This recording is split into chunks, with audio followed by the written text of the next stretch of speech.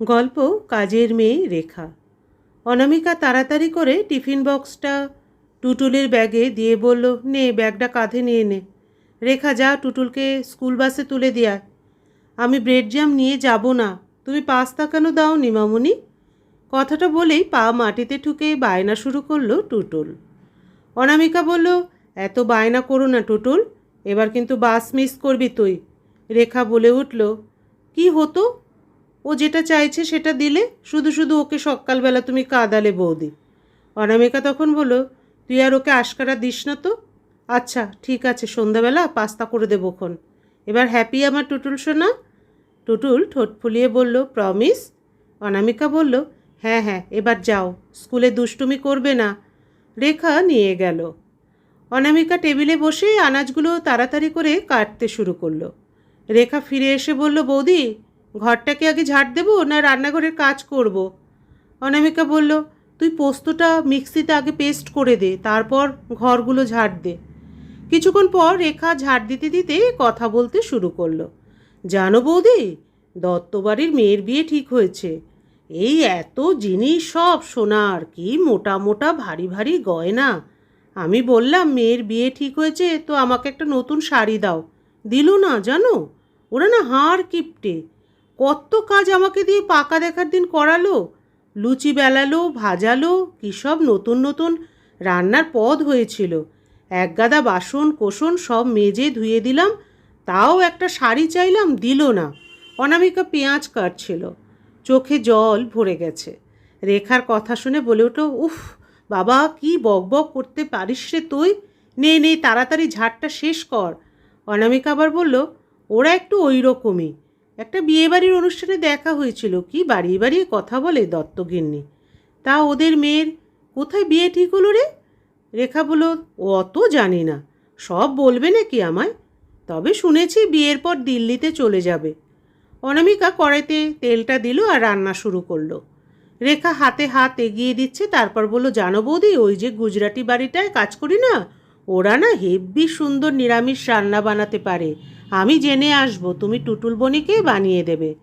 অনামিকা সবজিগুলো নাড়তে নাড়তে বলে উঠল, টুটুলটা ভীষণ জেদি হয়ে উঠেছে দিন দিন, কোনো কথাই শোনে না, খালি বায়না। রেখা তখন বলে, ও সব বাচ্চাই ওরকম হয় বৌদি। আমি যে সেনবাবুদের বাড়িতে কাজ করতাম না আগে, ওদের মেয়েটাও কি দুষ্টুমি করতো, কেউ সামলাতেই পারতো না। অনামিকা বলল, ওরা গত বছরই তো চলে গেল। রেখা বলল, হ্যাঁ জানো তো, যাবার সময় কত জিনিস দিয়ে গেছিল সেন বৌদি, খুব ভালো ছিল জানো। ওদের যাবার পরই তো এই দত্তবাড়ির কাজটা ধরলাম। একদম ফালতু মানুষ ওরা। বিকেলবেলা টুটুল বিছানা শুয়ে শুয়ে ড্রয়িং করছে, মোবাইলটা বেজে উঠল। টুটুল ফোনটা ধরল। ফোনের ওদিক থেকে শব্দ ভেসে আসলো, কেমন আছো আমার টুটুল পরি? কি করছো পরিমা? স্কুলে গিয়েছিলে?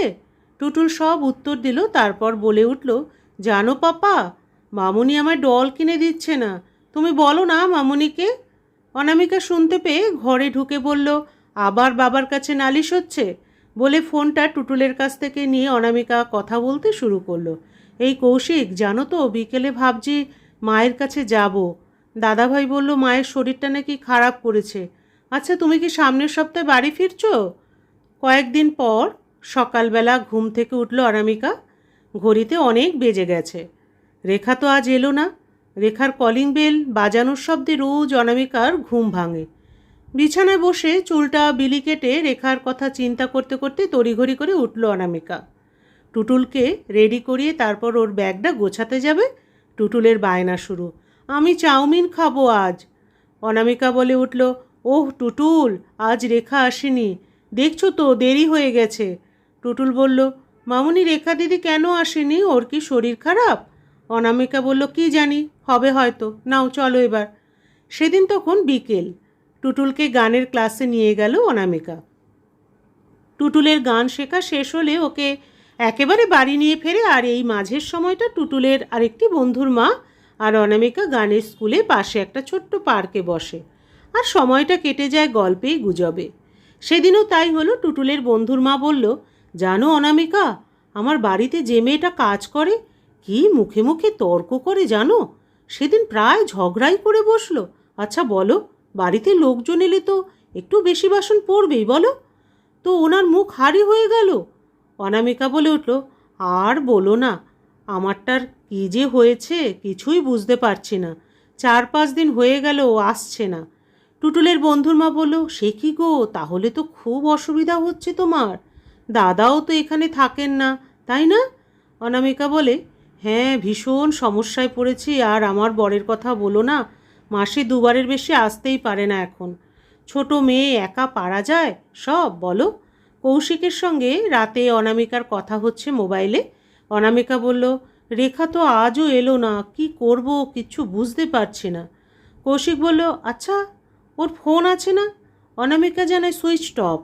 কৌশিক বলে উঠল, এসে যাবে, দেখো না আর 2 দিন। অনামিকা বলে ওঠে, তুমি তো মুখেই বলে দিলে, আর এদিকে আমার কি অবস্থা, মেয়ের স্কুল, টিউটোরিয়াল, গানের ক্লাস, তারপর এই পুরো বাড়ির কাজ। একটা মেয়ের জীবনে কাজের মেয়ের গুরুত্ব না অনেক, তুমি আর বুঝবে কি?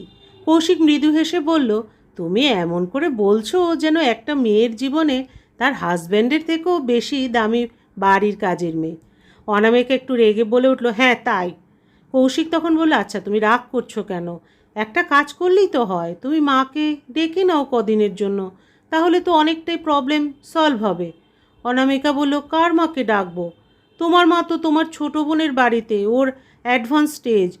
আর আমার মা পারবে না, জানোই তো, মায়ের শরীরটাও খারাপ, আবার তার ওপর বাবা হাঁটুর সমস্যায় ভুগছে, আর দাদাভাইয়ের ছেলেও ছোট, বৌদি একা পারবে না, তাই মা আসতে পারবে না, বলে কোনো লাভ নেই। কৌশিক বলল, আচ্ছা তাহলে দত্ত বাড়িতে একবার খোঁজ নাও না, ওদের বাড়িতে ও তো কাজ করতো, ওরা কিছু জানে কি না। অনামিকা পরের দিন দত্তবাড়ি গিয়ে জানতে পারল রেখা পাড়ার ফুচকা বিক্রি করে তপনের সাথে পালিয়েছে। দত্তগিনী আরও বললেন, রেখা নাকি তাদের বাড়ির শাড়ি বাসন চুরি করে পালিয়েছে। অনামিকা তার অসুবিধার কথা তার মাকে জানায়।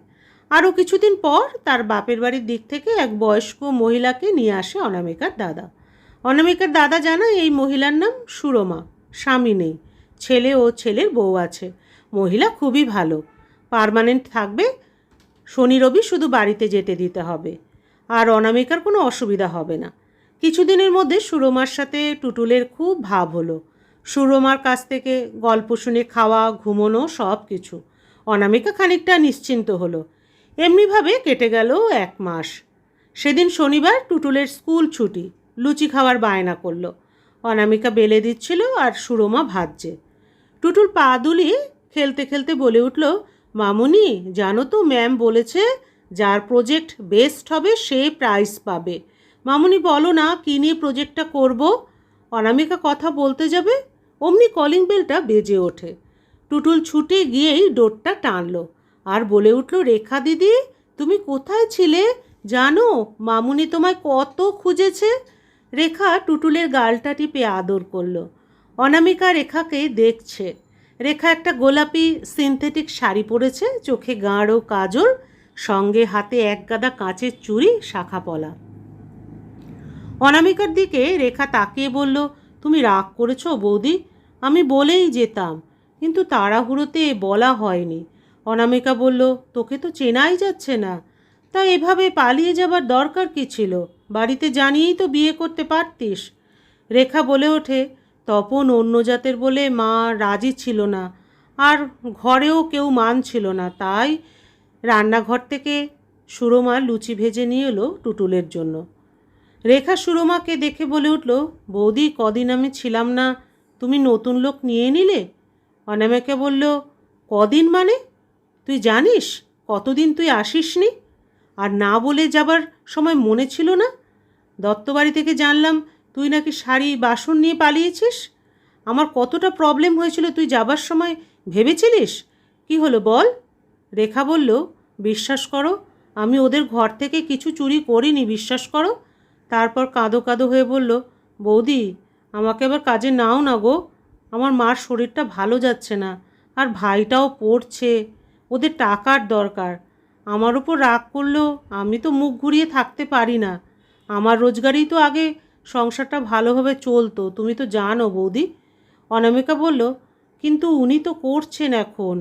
রেখা অনামিকার পা ধরে বলতে গেল, টুটুলও বলে উঠল, মামুনি তুমি রেখা দিদিকে নিয়ে নাও না মামুনি, দিদির সাথে আবার স্কুলে যাব আগের মতো।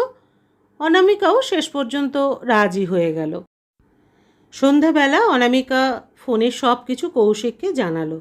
কৌশিক হাসতে হাসতে বলে উঠল, তাহলে আর কি, আমাকে তো আর লাগবেই না তোমার। রেখা যখন চলে এসেছে। অনামিকাও হালকা রাগের ছলে বলল, ভালো হয়েছে, যাও। দেখো রেখা খুব ভালো আর সবটা বোঝে ঠিক মতো। সুরমার তো বয়স বেশি, ওনাকে দিয়ে সব কাজ করানোও যায় না, আর শনি রবিবার তো থাকেও না। তাই কৌশিকের সাথে কথোপকথন চলতে থাকলো। পরের দিন সকালে কলিং বেলটা বাজলো আর মনিকা ঘড়ির দিকে তাকিয়ে মৃদু হেসে দরজা খুলতে গেল। ওই রেখা এলো। গল্পের সমাপ্তি এখানেই। আবার দেখা হবে পরবর্তী আরেকটি গল্পের সাথে।